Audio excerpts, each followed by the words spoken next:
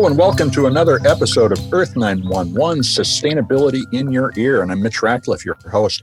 Hey, you probably have heard of carbon offsets and carbon credits.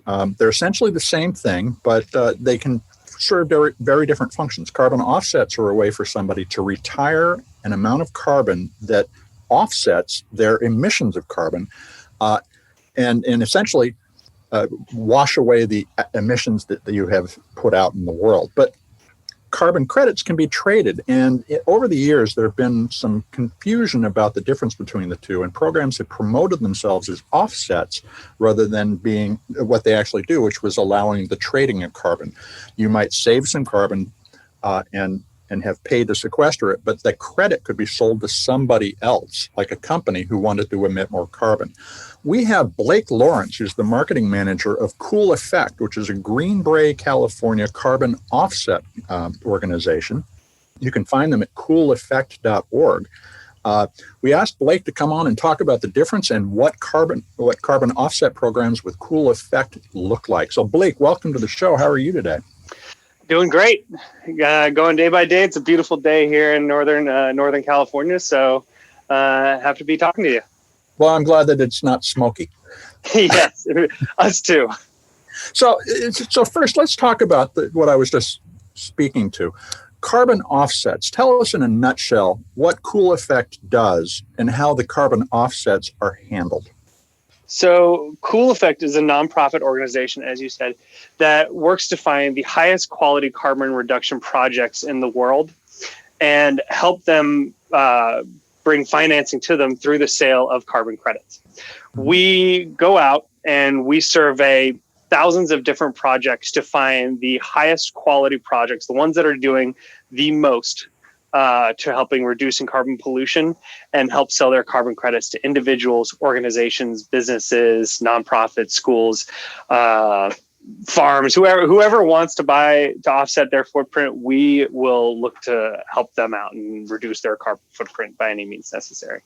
Now, you use science-based authentication to validate these programs. What kinds of science-based metrics are you using? Just to let you know, that is an incredibly difficult, complex topic. Science-based verification it's highly contested because it's depending on a number of different circumstances, and I'm not the best to talk towards that. I know our founders and our kind of science team is working. Science-based verification is really tough to talk about. Sure, what we do is we will go and talk towards, we'll go and review the project documentation documents. Mm-hmm.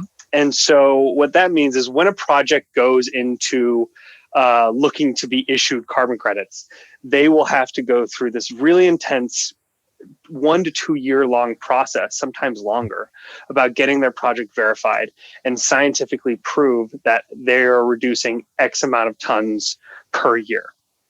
And then they will be issued tons based off of how many the years that they are getting verified for. And it will all be in the past. So it's nothing future. So this is tons that have already been reduced, carbon pollution that's already been reduced from their emissions.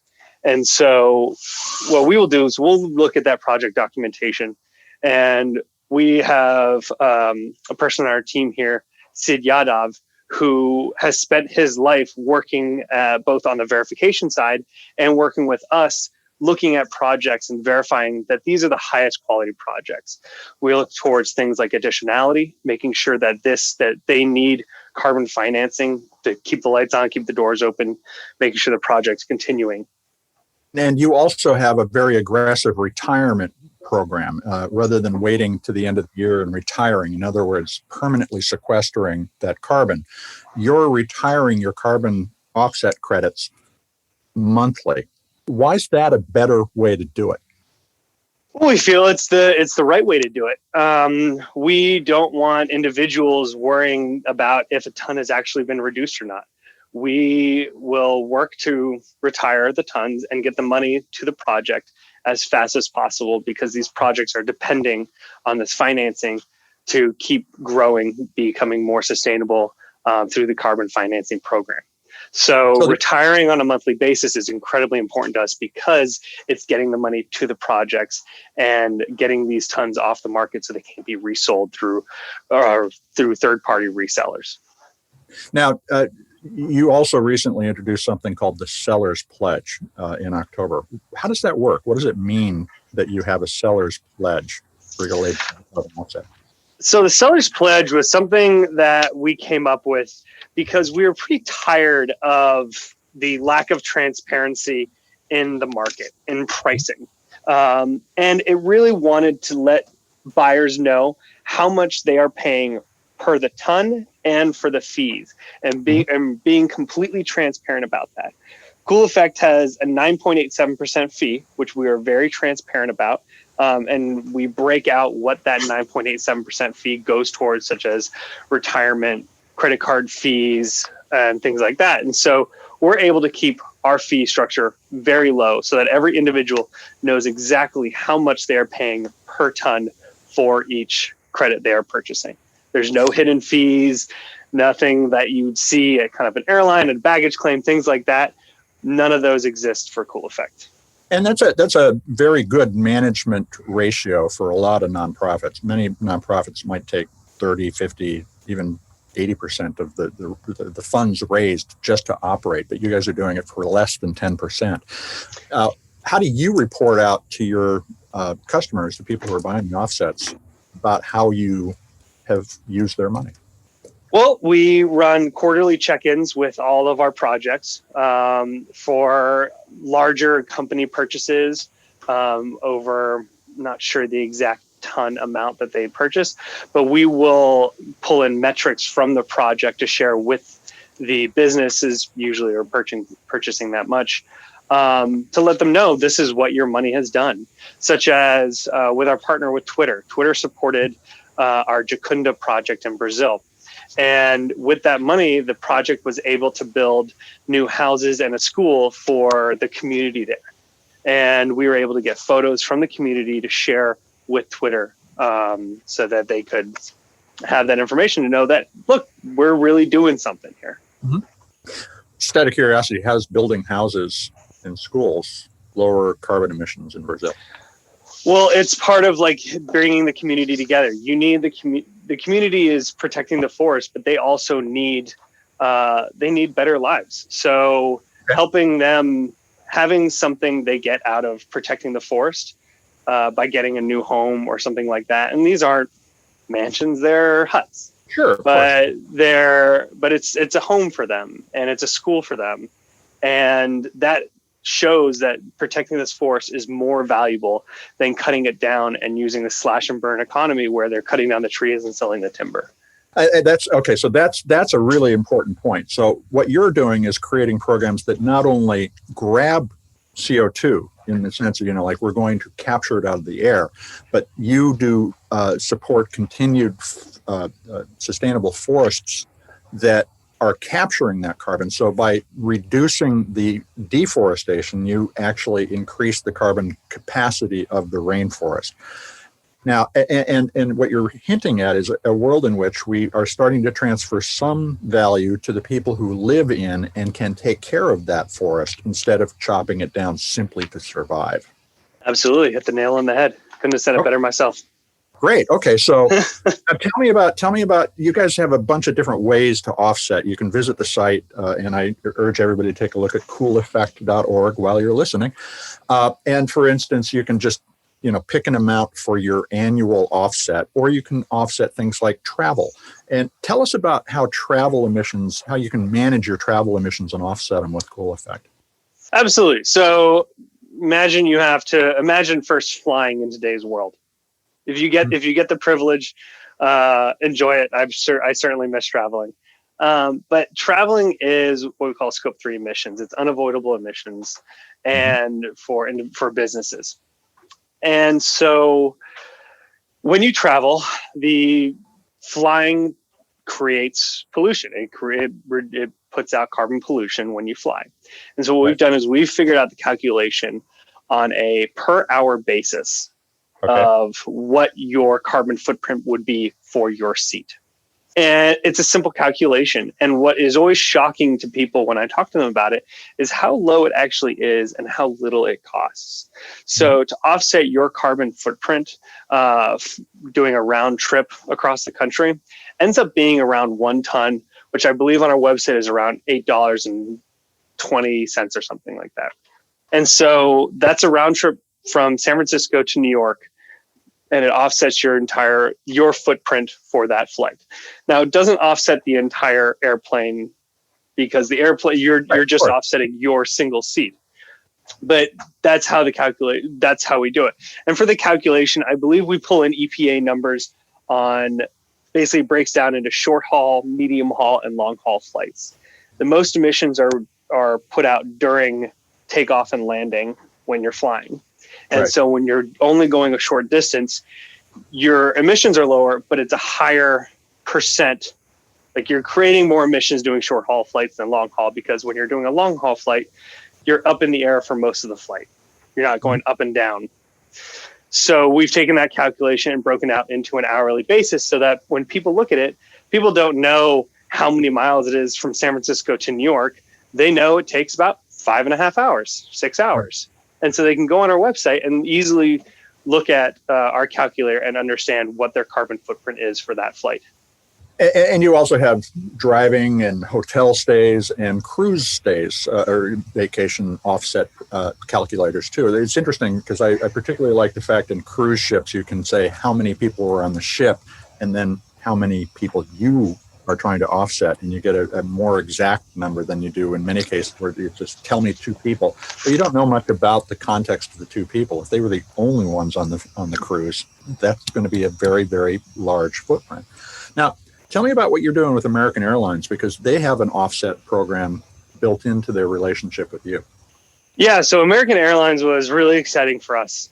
We've wanted to be part of an airline to help offer offsets to their client base.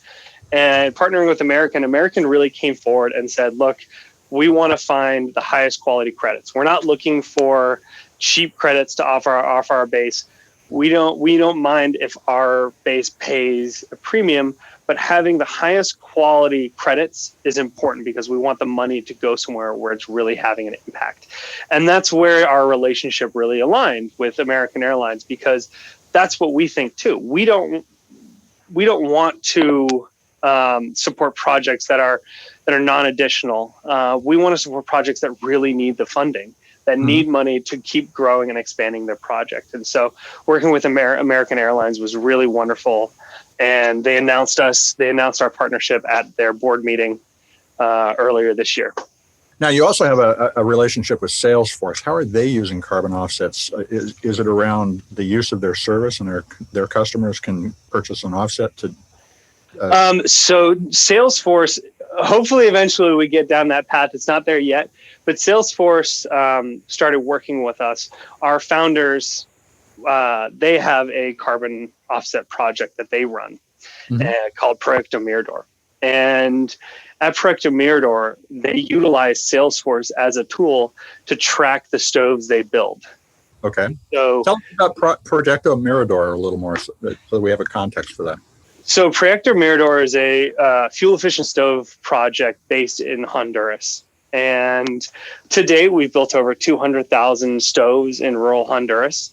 And we've greatly helped reduce smoke inhalation, because the old stoves in Honduras, they would just spew smoke into the house. Imagine opening a door and just getting hit in the face with a black cloud of smoke.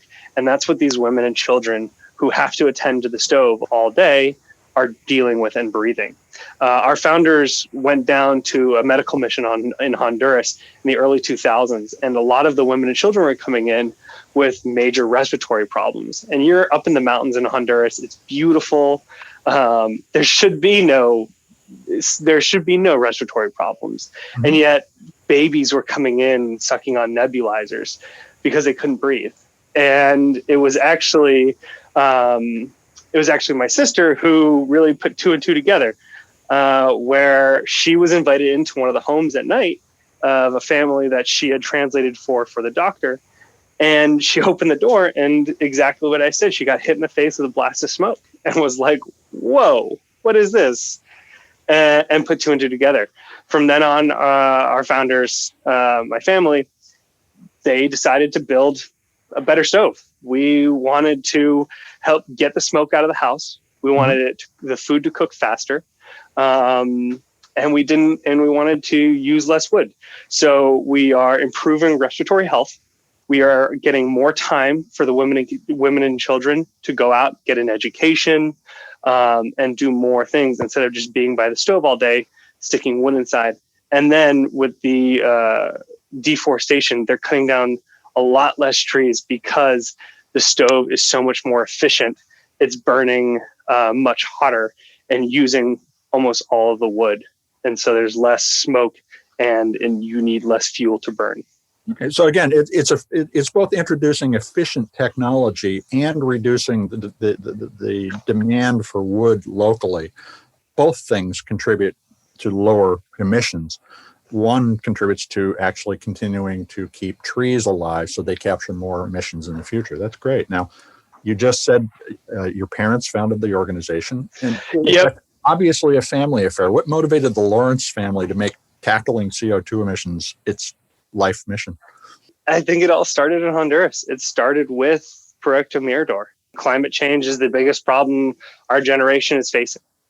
And we need to solve it. This isn't something that we can look away from. And so for my parents, it became the number one goal. Were your parents climate scientists prior to this? How did they get into this? Nope. My mom was in advertisement. My dad was in finance.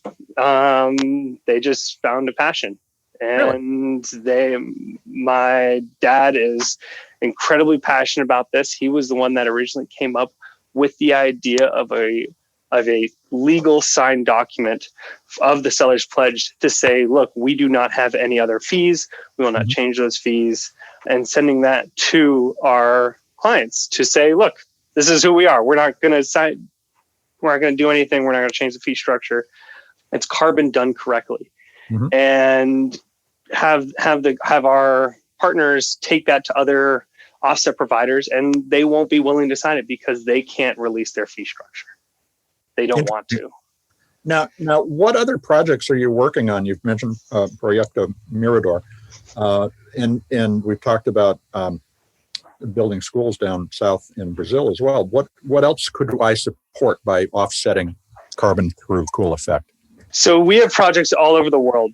And just a note, Proyecto Mirador is not affiliated with Cool Effect directly. Right. Our founders are the same, but we purchase credits from Proyecto Mirador. And so the money that goes when you purchase a ton from Proyecto Mirador goes directly to the project. And so going back to our projects, we have projects all over the world, everywhere from Vietnam, China, India. We have a DC solar project, which is really amazing. It's in an incredibly rural part of India. Our climate scientist went there, and it took him multiple days to get out there because you have to take multiple planes, car ride, boat ride out to this rural town where they are building. What they've done is they've put little solar panels on the roof, and it's a community solar project. And so it's bringing electricity to these homes that never had anything. You get lights so the kids can study longer for school. You get fans for when it's a hot day. All of these things are just revolutionary in their eyes. So that was a really cool project that we added not too long ago. We have a few projects in the States, including some forestry projects in Pennsylvania. We have a forestry project in Alaska, a community restoration program in Klawa, where they're protecting the forest there. We're home to one of the largest population of black bears in the world. And so we've got kind of projects of all different shapes and sizes. We have another project in Brazil that protects rosewood trees. And it's great when we come across a really interesting, good project because we cannot wait to get it up on our platform. Well, and what I like about the platform is that I can actually go in and read a lot about these individual programs and support them individually. Yeah, and this is something that's always important to us is what you're able to do, and this is something that a lot of our competitors can't do, is you can support these projects directly. Mm-hmm. You don't have to just support buy the portfolio, which goes to all of the projects. You can support each individual project. So let's say you're Brazilian and you want to offset your footprint. What matters in India may be good, but it's maybe not what you want to support. Right. And so you want to go and support your Brazilian restoration projects, protect the Amazon forest. That's important to you. And so you can do that. Going in and buying individual projects is an incredibly important tool, and our base really loves to do that. Now, carbon offsets have, it has taken a while to get started, and there's been some stumbles along the way where programs were not following through in the way that they had promised. You're being very transparent about this, and it sounds like where we need to get arrive sometime soon is real scale and ease of use in terms of being able to support carbon offsets to address our consumer lives as well as reducing the consumption that we do. And how long do you think it's going to be before we might have, like when I go to the store today at the grocery store, they said, we'd like to give $1 to this. How long before I could just simply add an offset to a transaction just as a matter of standard business? Well, we'd love to do it. We'd love to do it right now. But our biggest concern about that is if the project's the right project. Right. We don't want to be sending money to a project that such as landfill gas, where it's cheap, it's $1 per ton, but it's not additional. They're required to capture the methane, which is, right. And so it becomes a secondary source of revenue for them. Don't pay them what they already need to be doing. Exactly. And so you have to really be careful, because someone who's at the checkout line that says, do you want to donate $1 to this? They're not going to say, well, this is all the reason, this is what the project is all about. Like what we have on the Cool Effect project page, where we go into each project and you can read up on it. No one at the checkout line is going to say, no, I don't want to read into that. They might pass because they're worried they're not supporting the best quality project. So your father comes from a financial background, and of course, portfolio management simplifies that choice that we're talking about at the checkout stand. So is Cool Effect, does it need to have a brand that you recognize just does good work so that you support Cool Effect in order for the smart people at Cool Effect to deploy the money to the right kinds of projects? Yeah, and so that's why we built the portfolio, because for some people, it's as simple as that. They want to donate money to an organization that they trust. And so when they come to Cool Effect, they don't necessarily know, okay, I don't want to donate. I want to donate to this project or to this project. They want to say, look, I want to support Cool Effect. You guys are doing good work. You guys are taking the time to really be careful about what projects you pick, what projects you support, and I trust you. And so our base does that. Our base is really wonderful and keeps donating to Cool Effect to support all of our projects.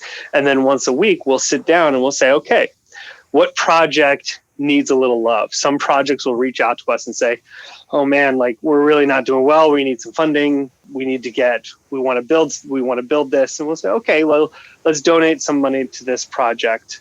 Right. But you need to build up the brand recognition for Cool Effect so that people are sending you the money that can be managed in that way. So, and clearly you're developing the kinds of relationships with big companies and big brands that could support that.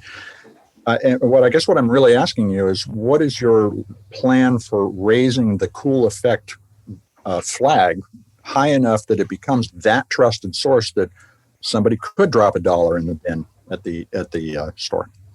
So for Cool Effect, we do our name and brand recognition through our partnerships with everything from large organizations like Twitter, Salesforce, American Airlines, 3M, to small organizations like mom and pop shops, to a tank farm in Oregon where they want to offer tons to they want to offset the purchase of propane for their community. And so we get that name recognition through our partnerships, and by treating our partners with the respect, by not trying to cheat them out of their money. This goes back to the seller's pledge, that they know that we're only taking 9.87%. We're not taking $1 more than that. Mm-hmm. And so when someone's been cheated, when someone feels like they've been robbed, they don't want to necessarily support them, promote them. We had a great partner out in the Outer Banks he had a boat, and he would take his clients, he would take his community out to go see whale watching, dolphin watching, things like that. And on the boat, he'd talk about Cool Effect. He said, we've offset our carbon footprint for the boat with Cool Effect carbon credits. Mm-hmm. And it was important to him, and he shared that. And we've had a lot of people reach out to us, say, hey, we found out about you guys through this company. And that's always how we feel is the best way to raise that brand recognition, so that we become more of a household name. And we're still young. We're coming out on our 5-year anniversary here. Mm-hmm. So we still have a long way to go. But the fact that we've been able to close these really major, amazing partners has been a really good sign that companies want to do the right thing. They don't want to shortchange it. They don't want to buy the cheapest credits to just say they're helping the environment. No, they're really looking to support the best quality projects. They have the right intentions. We've moved past greenwashing for a lot of these companies. There's still certainly greenwashers out there, but firms are really genuinely concerned and acting correctly now. And one of the things I would encourage listeners to do is to point Cool Effect out to organizations they do business with, because there is an easy way for a business to sign up and get started with them, and tell people that you want to be able to add a carbon offset to your purchase. That'll make a difference. It ultimately will begin to recognize that these kinds of small additional costs can take a big step towards lower CO2 overall. Now, Blake, where can folks find out about how to buy their Cool Effect credits today? So there's a few ways you can do this. First, if you just go to cooleffect.org there and you click on the donate button, this is when you donate to the portfolio. This will go towards supporting all of the different projects in our platform. And so if you have a hard time kind of picking and choosing, then we've got a simple solution for that. If you're looking to offset your travel, we've got an offset the travel feature that we talked about earlier, where you can offset your hotel, your cruise, your car, and especially airline travel. As a way to do that. Now, if you've got a business or an event, we've got event calculators to help you figure out how much to offset your event. Now, I know events in today's world are a little bit more scarce, but we'll come back. When we do get back to that world, then that calculator will be a valuable tool for you. And then if you just go to our project page, look through all of our 15 amazing projects on our platform, really get to know and understand the work they're doing and why they need the funding to help continue to reduce carbon pollution. Which one of those would you choose? Just give me one project that you suggest everybody look at. So a project that I really love, and it's a composting project in Mexico. Really? In Brazil. And it's called A Better Use for Pig Poo. And it takes waste from a pig farm and cleans the waste and uses it for compost. And it's a really amazing project. It's located in Santa Catalina in Brazil. And it's just a fun, interesting project at a really good price. And we find it's kind of appeals to them.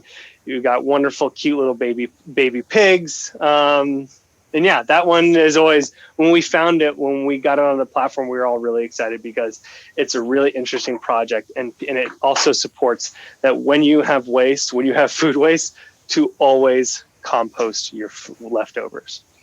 Well, I'd love to talk about why a ton of CO2 related to pig poo is more efficient, but that's a great place to stop. And I want to thank you, Blake, for joining us today to talk about this. And please do come back and share us updates with us. I will. Mitch, thank you so much for having me. This was a pleasure. Well, thank you. That's Blake Lawrence. He is the marketing manager at Cool Effect. CoolEffect.org is the destination. I urge you to check it out. Folks, thank you very much for joining us today. I'm Mitch Ratcliffe, your host at Earth911. This is Sustainability in Your Ear. We're going to be back with another podcast soon. Take care of yourselves, take care of one another, and take care of the planet.